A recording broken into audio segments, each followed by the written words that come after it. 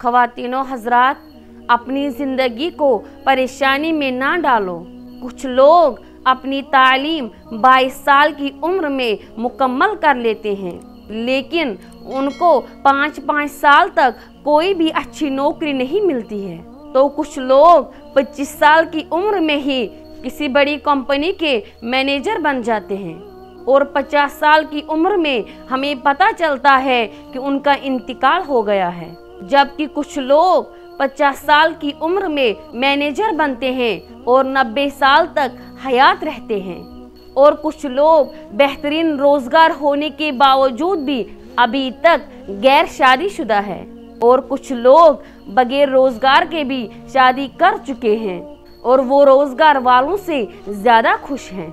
Obama 55 साल की उम्र में रिटायर हो गया, जबकि ट्रंप 70 साल की उम्र में शुरुआत करता है। कुछ लीजेंड इम्तिहान में फेल होने पर भी मुस्कुरा देते हैं और कुछ लोग एक नंबर कम आने पर भी रो देते हैं। किसी को बगैर कोशिश के भी बहुत कुछ मिल गया और कुछ लोग सारी उम्र बस एड़िया ही रगड़ते रहे।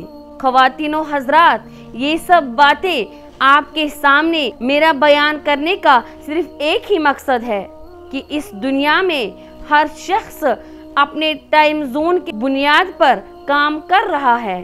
ज़ाहिरी तौर पर हमें ये लगता है कि कुछ लोग हमसे बहुत आगे निकल चुके हैं और शायद हमें ऐसा भी लगता हो कि कुछ लोग हमसे बहुत ज़्यादा पीछे हैं, लेकिन सच तो ये है कि हर कोई शख्स अपनी अपनी जगह ठीक है।